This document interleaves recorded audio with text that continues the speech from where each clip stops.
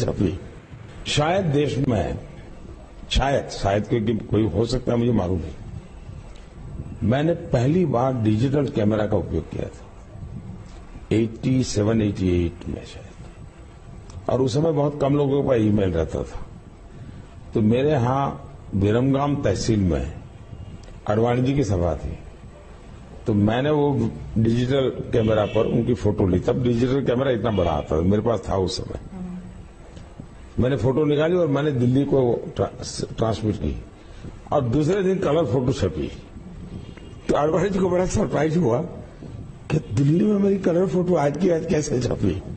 शायद देश में ने आजादी की लड़ाई क्यों नहीं लड़ी?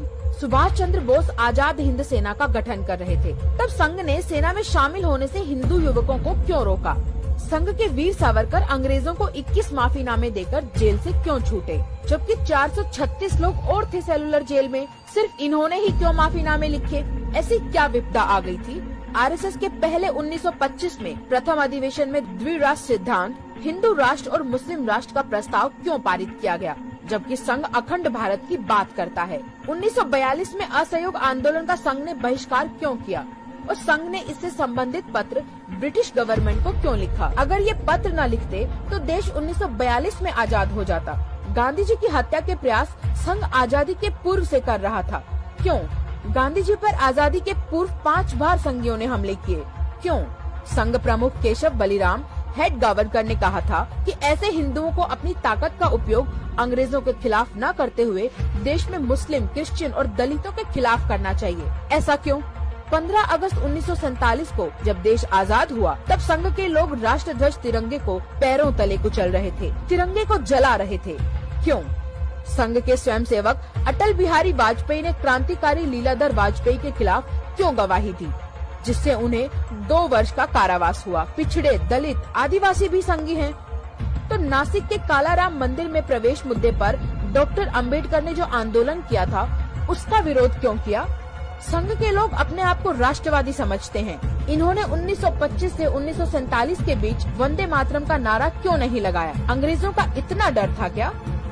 संघ, विहिप और अन्य हिंदूवादी संगठन के प्रमुख दलित आदिवासी समूह से क्यों नहीं बने? क्या ये हिंदू नहीं है? दोस्तों, ये वीडियो ज्यादा से ज्यादा संख्या में संघ भाजपा के बतौलेबाजों को भेजो और उनसे इन सवालों के जवाब मांगो। वक्त आ गया है इस फर्जी राष्ट्रवादी कच्छाधारी गैंग को बेनकाब किया जाए। वालेकुम दोस्तों, क्या आप जानते हैं कि बादशाह अकबर भी पढ़े लिखे नहीं थे, लेकिन वो इस बात को जानते भी थे और मानते भी थे कि मैं पढ़ा लिखा नहीं हूँ। इसलिए उन्होंने मुकम्मल सियासियात यानी एंटायर पॉलिटिकल साइंस की फर्जी डिग्री हासिल करने की कोशिश नहीं की। चूंकि बादशाह को अपनी लिमिटेशंस पता थी, इसलिए वो पढ़ाई लिखाई, साइंस, टेक्नोलॉजी इन सब मामलात में अपना मुंह बंद रखते थे। चूंकि बादशाह ने खुद कभी परीक्षा नहीं दी, इसलिए उन्होंने बच्चों को कभी ये नसीहत भी नहीं दी कि गणित के इम्तिहान में कठिन सवाल पहले सॉल्व करने चाहिए, या नाले की गैस से चाय बन सकती है, या बादलों का फायदा उठाकर मुगलिया जहाज रेडार से बच सकते हैं। अपनी अनपढ़ता को छुपाने के लिए बादशाह अकबर ने अपने से भी कम पढ़े लिखे और जाहिलों को अपना वजीर नहीं बनाया, बल्कि असली डिग्री और असली हुनर वाले एक्सपर्ट्स को अपने दरबार में जगह दी। इनमें से 9 सुपर एक्सपर्ट्स को नवरत्न कहा जाता था। ये नवरत्न चूंकि एक्सपर्ट्स थे, इसलिए बादशाह इनसे सलाह लेते थे, सलाह देते नहीं थे, और देते भी तो नवरत्न फालतू की सलाह को एक्स्ट्रा टू ए बी मानकर इग्नोर कर देते थे। दूसरी बात अकबर बादशाह में यह खास थी कि वो सही आदमी से सही काम लेते थे। मसलन राजा टोडरमल एडमिनिस्ट्रेशन और रेवेन्यू के एक्सपर्ट थे और तानसेन संगीत के। तो अकबर बादशाह ने कभी तानसेन से ये नहीं कहा कि आप रेवेन्यू संभालिए, राजा टोडरमल गीत गाएंगे। कहने का मतलब ये कि बादशाह अकबर ने हिस्ट्री में एमए करने वाले को रिजर्व बैंक का गवर्नर नहीं बनाया। दूसरी बात, बादशाह अकबर की कैबिनेट में सभी की जिम्मेदारियां तय थीं और जवाबदेही भी।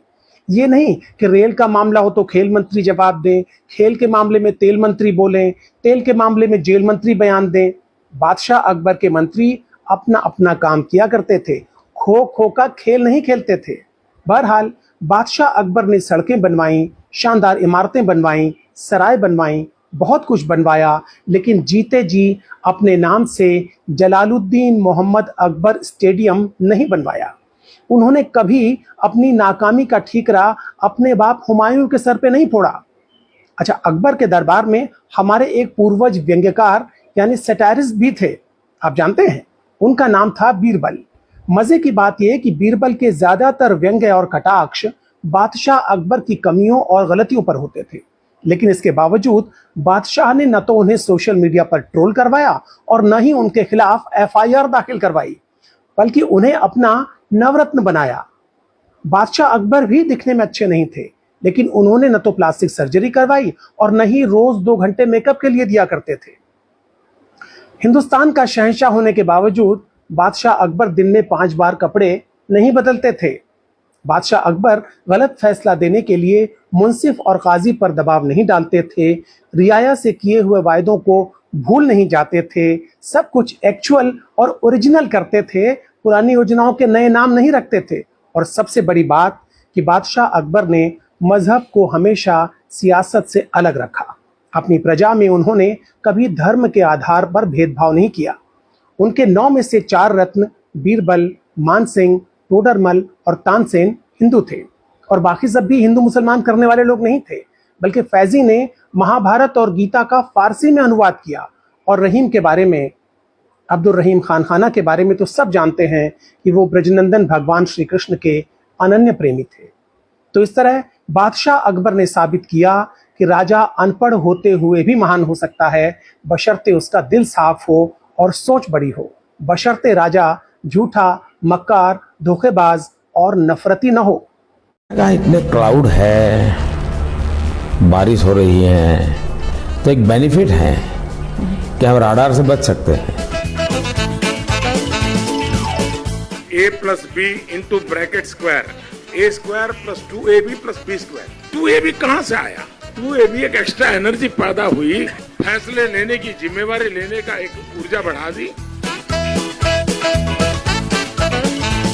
किसी छोटे से नगर में नाले के पास कोई चाय का ठेला लेकर के खड़ा रहता था और चाय बना करके बेचता था। उसने उस नाली में बर्तन को उल्टा करके उसमें छेद करके एक पाइप डाल दी, और जो गटर से गैस निकलता था वो पाइपलाइन से उसके अपने चाय के ठेले में ले लिया, और वो चाय बनाने के लिए उसी गैस का उपयोग कर करके चाय बनाता था।